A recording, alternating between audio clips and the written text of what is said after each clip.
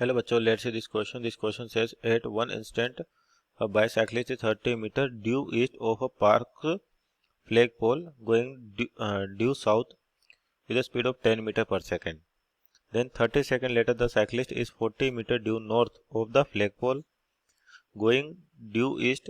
with a speed of 10 meter per second. For the cyclist in this 30 second interval, what are the magnitude and direction of the displacement, the magnitude and direction of the average velocity and the magnitude and direction of average acceleration. तो यहाँ पर बात करते हैं पहले तो की concept की कि आपके पास यहाँ पर की कॉन्सेप्ट की बात करें तो ये मोशन इन आपके पास 2D यानी कि पार्टिकल का मोशन और साइक्लिस्ट दे रखे हैं यहाँ पे, तो सिंपल कह सकते हैं मोशन इन 2D या motion in plane. Motion in plane तो यहाँ पर समझो कि आपके पास साइक्लिस्ट क्या पार्क में है और आपको north south east west direction दे रखी, तो ये नॉर्थ मान लेते हैं, ये साउथ हो गया, तो ऐसे आपके पास क्या होगा, ईस्ट होगा और ये वेस्ट होगा।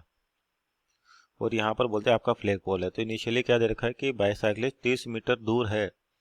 किधर, ईस्ट की ओर, जहाँ पे फ्लैग पोल, यानी कि स्टार्टिंग में आपका बाइसाइक्लिस्ट यहाँ पर जो दूरी कितनी 30 मीटर, और उसमें क्या कह रखा है कि किधर जा रहा है, वो साउथ की ओर जा रहा है। यानी कि आपका देखे तो इस तरीके से मोशन कर रहा है आपका साइक्लिस्ट और स्पीड दे रखी 10 मीटर पर सेकेंड। और उसके बाद क्या है कि 30 सेकंड बाद, यानी कि 30 सेकंड बाद कितनी दूरी चल जाएगा, मान लो तो ये इनिशियल पोजीशन है और ये पोजीशन बी होगी पार्टिकल की,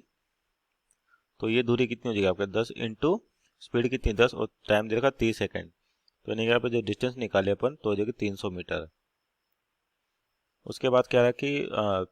साइक्लिस्ट अब क्या है 40 metre due north of the flag पोल।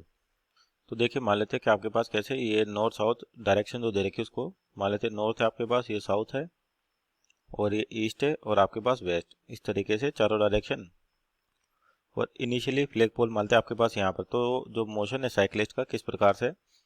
कि स्टार्टिंग में तो क्या हो 30 मीटर ड्यू ईस्ट है पार्क, तो ये फ्लैग पोल बोलते तो यहाँ से कितना 30 मीटर की दूरी पर है वो, मान लेते पोजीशन है ए,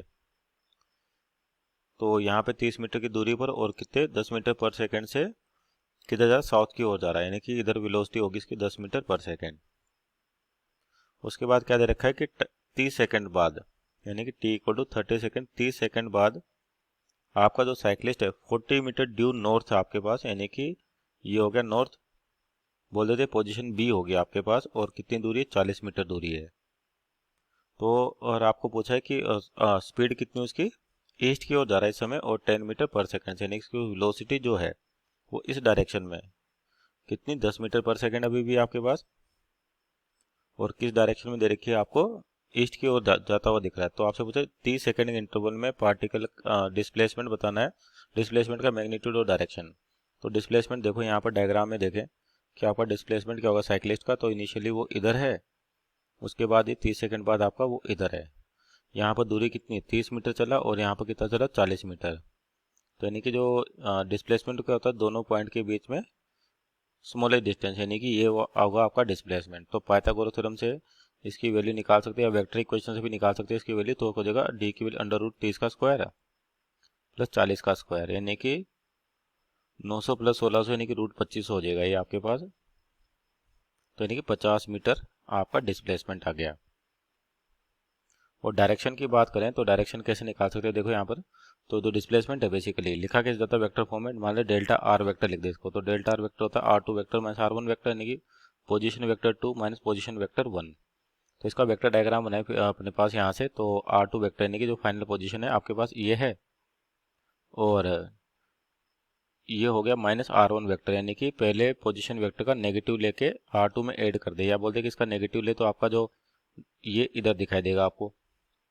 R1 वेक्टर, और ये होगा R2 वेक्टर। तो इसका रिजल्टेंट यानी कि डिस्प्लेसमेंट जो आएगा ये होगा आपके पास डेल्टा आर वेक्टर, और डायरेक्शन देखे तो चाहे तो ये एंगल निकाले या कोई सी वैल्यू निकाल सकते हैं, मान लो ये एंगल लेते थीटा, तो नेक्स्ट स्लाइड में देखे तो टेन थीटा कितना हो जाएगा आपके पास, टेन थीटा हो जाएगा परपेंडिकुलर अपॉन बेस, तो यानी कि R1 vector divide by R2 vector. तो R1 की वैल्यू कितनी आपके पास 30 है और R2 कितना 40, जो आपको डायग्राम में दिख रहा होगा, ये कितना R1 30 और R2 कितना है 40 है आपके पास, तो यानी कि ये हो जाएगा 3/4 यानी कि 37 डिग्री। तो आपके पास यानी कि जो डायरेक्शन की बात करें कि थीटा की वैल्यू आ गई 37 डिग्री।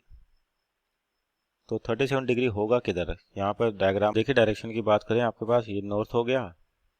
और ये क्या हो गया वेस्ट हो गया आपके पास, और तो ये एंगल आया था आपके पास 37 डिग्री, ये आपके डिस्प्लेसमेंट की डायरेक्शन होगी,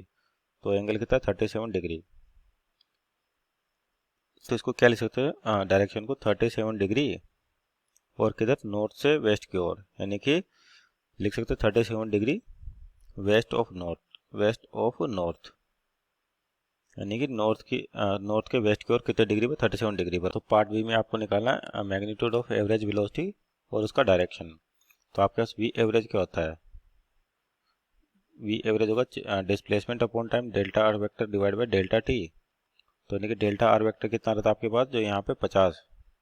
यानी डिस्प्लेसमेंट आया था 50, और मैग्नीट्यूड की बात करें अपन इसके तो इस तरीके से 50/30, तो यानी कि हो जाएगा आपके पास ये 1.67 मीटर पर सेकेंड। तो आपके पास जो एवरेज वेलोसिटी इसका मैग्नीट्यूड आएगा 1.67 मीटर पर सेकेंड, और इसकी डायरेक्शन जो होगी वो यही होगी आपके पास, जिस डायरेक्शन में डिस्प्लेसमेंट है उसी डायरेक्शन में आपके पास एवरेज वेलोसिटी। तो इसका भी आंसर आ जाएगा 37 degree west of north, west of north. उसी तरीके से अगले की बात करें, आपसे क्या पूछा हुआ है, magnitude and direction of average acceleration. तो एक्सेलेरेशन कैसे लिखा जाता है, change in velocity upon time. तो एवरेज एक्सेलेरेशन की बात करें तो होता है delta we upon delta T, delta V vector divide by delta T. तो मैग्नीट्यूड की बात करें आपके पास, तो एवरेज एक्सेलेरेशन का मैग्नीट्यूड कितना आ जाएगा, delta we, change in velocity.